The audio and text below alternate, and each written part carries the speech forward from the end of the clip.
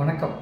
இன்று உங்களுடன் உரையாடுவது doctor M Ganesh, குடல் கல்லீரல் எண்டாஸ்கோபி நிபுணர், SG gastro care, Avarampalayam, Coimbatore.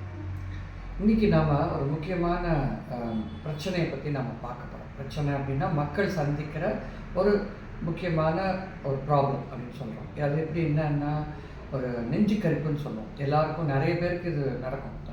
நெஞ்சு எரிச்சல், எக்களிப்பு, உணவு பாதை நடு நெஞ்சில் வந்து அவங்களுக்கு ஒரு வலி இருக்கிற மாதிரி, சாப்பிட்டா வலிக்கிற மாதிரி, முழுங்க முடியாத மாதிரி, ரொம்ப எரிச்சல் ஏற்படுற மாதிரி, இந்த மாதிரி அறிகுறிகள் மக்கள் எல்லாருக்குமே ஏற்படும். அப்பப்போ வரலாம். இது வெளியில் கல்யாணத்தில் சாப்பிட்றோம், இல்லை ஒரு நான்வெஜ் சாப்பிட்றோம், அந்த மாதிரி சாப்பிட்டா அந்த சமயத்தில் சில பேருக்கு இது ஏற்படலாம்.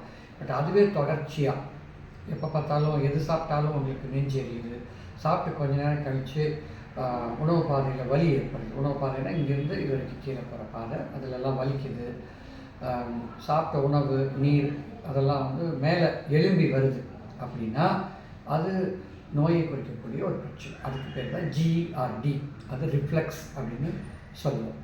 இது எதனால் ஏற்படுது இந்த மாதிரி பிரச்சனை அப்படின்னு பார்த்தீங்கன்னா, உணவு பாதையும் வயிறும் தொடர்புடைய ஒரு குழாய் மாதிரி வடிவமான ஒரு உறுப்பு. ஸோ வயிற்றில் தான் அமிலம் வந்து நமக்கு அதிகமாக சுரக்குது. அந்த அமிலம் நம்ம உணவை செரிக்கிறதுக்கு பயன்படுது. பட் அதே அமிலம் வந்து கீழே தான் போகணும், வயிற்றுலேருந்து கீழே குடலுக்கு போகணும். அதை மேல் நோக்கி வந்ததுன்னா அந்த அமிலம் உணவு பாதையை போய் பாதிக்கும். நார்மலாக அது மேல் நோக்கி போகக்கூடாது. போகாமல் தடுக்கிறதுக்கு உணவு பாதையும் வயிறும் பிரிக்கிற மாதிரி ஒரு வேல்வ் இருக்குது. அந்த வேல்வ் நிறைய பேருக்கு லூஸ் ஆகிடுது. அது லூஸ் ஆகிடுச்சுன்னா இந்த அசிடிட்டின்னு சொல்லக்கூடிய இந்த அமிலம் உணவு பாதை மேல் வரைக்கும் போய் புண்ணாகுது. சில பேருக்கு வந்து இந்த அசிடிட்டினால் குரல் மாற்றம், அடிக்கடி மூச்சு வாங்கிறது, ஆஸ்துமா அதிகரிக்கிறது, சைனசைட்டிஸ்ன்னு சொல்லக்கூடிய ப்ராப்ளம், அலர்ஜிக் ரைனைட்டிஸ், சொத்த பல்லு. சில சமயம் நம்ம பேசிகிட்டு இருக்கும்போது ஃப்ரெண்ட்ஸ் கூட சொல்லுவாங்க, என்னப்பா இது உனக்கு கெட்ட நாசம் வருது பேசும்போது, ஹாலிடோசிஸ் அப்படின்னு சொல்லக்கூடிய பேட் பிரெத். இதெல்லாம் இந்த அமிலம் மேலே வர்றதுனால ஏற்படும். சில பேர் தூங்கிட்டு இருப்பாங்க. தூங்கிட்டு இருக்கும்போது சடனாக ஒரு நீர் மாதிரி உணவு பாதை வழியாக வந்து மூச்சடைக்கிற மாதிரி ஆகிடும். உயிருக்கே ஆபத்து ஏற்படக்கூடிய தொந்தரவு கூட இந்த அமிலம் நீர் மேலே வந்து உணவு பாதை அடைக்கிற மாதிரி ஆகும். அது நைட்டில் சில பேருக்கு ஏற்படும். ஸோ இந்த மாதிரி இந்த அமிலம் உணவு பாதையிலேருந்து வயிற்றுலேருந்து உணவு பாதைக்குள்ளே வர்றதுனால பல பிரச்சனைகள் ஏற்படுது. இதெல்லாம் நம்ம இப்போ சொன்ன அறிகுறிகள். இதெல்லாம் முடிஞ்ச அளவுக்கு நம்ம உணவு கட்டுப்பாடு மற்றும் வாழ்க்கை நெறிமுறைகளை கடைபிடித்தால் இந்த ரிஃப்ளெக்ஸ் ப்ராப்ளத்தை நாம் தடுத்து நிறுத்த முடியும். எதனால் இந்த வால்வ் லூஸ் ஆச்சு அப்படின்னு பார்த்தீங்கன்னா, நம்ம அதிகமான கொழுப்பு சத்து, ஃபாஸ்ட் ஃபுட்டு, பிவரேஜஸ், அதாவது கேன்டு ட்ரிங்க்ஸு, அப்புறம் canned food, deep fried items, அதாவது வறுத்தது ஆயில் ரொம்ப தூரம் வறுத்தது, இந்த ஃபிங்கர் சிப்ஸ்ன்னு சொல்லக்கூடிய சிப்ஸு, கோக், பெப்சி, ஸ்ப்ரைட், இந்த மாதிரி பல விதமான பிவரேஜஸ்ன்னு சொல்லுவோம்.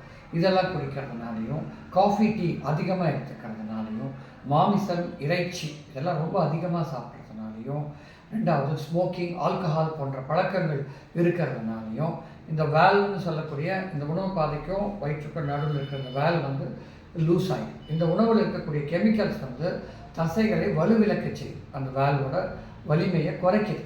அப்போது அந்த அமிலமெல்லாம் ஈஸியாக மேலே வந்து அவங்களை புண்ணாக்கும்.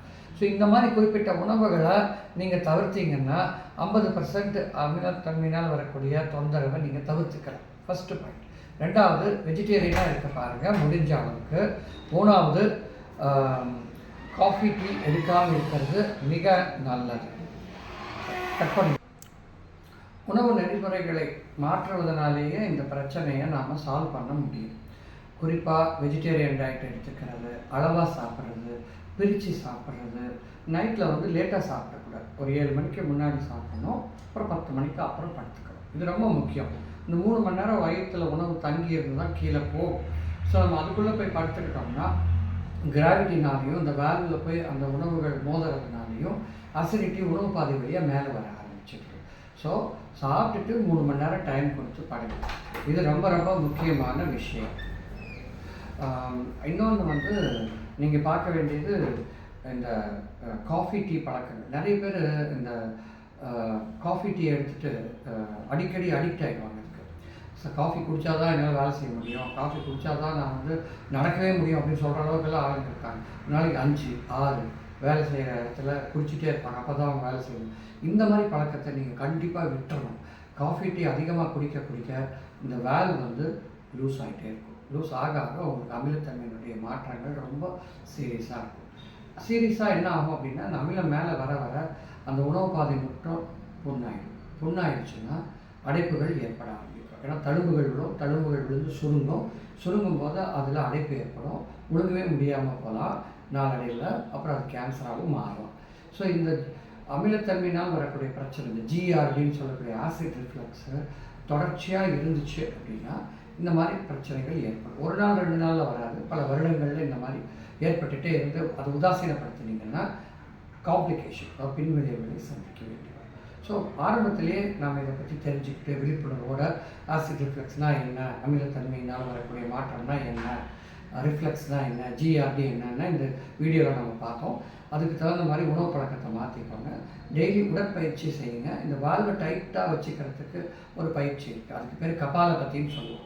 அதை நீங்கள் யோகா மாஸ்டர்கிட்ட கற்றுக்கிட்டிங்கன்னா அந்த வால்வை அதை டைட் பண்ணுறதுக்கு ரொம்ப உதவியாக இருக்கும். நிறைய வெஜிடபிள்ஸ் சாப்பிடுங்க.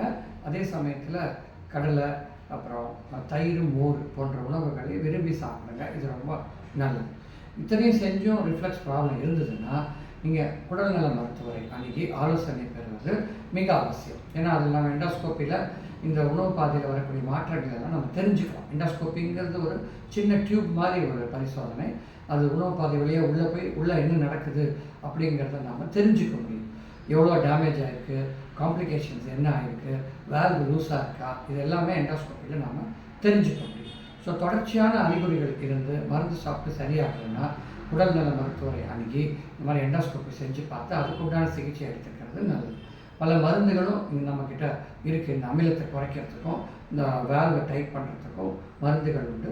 அதுலேயும் கண்ட்ரோல் ஆகலைன்னா எண்டோஸ்கோப்பி முறையிலே ஆர்ம்ஸ் அப்படின்னு சொல்லி ஒரு ப்ரொசீஜர் உண்டு. அது மூலமாக அந்த வேல்வையும் நாங்கள் டைட் பண்ணுறோம். நிறைய பேருக்கு ஆர்ம்ஸ் ப்ரொசீஜர்லாம் பண்ணி அவங்க ரொம்ப நல்லா இருக்காங்க, ரிஃப்ளெக்ஸே இல்லாமல். இல்லை நிறைய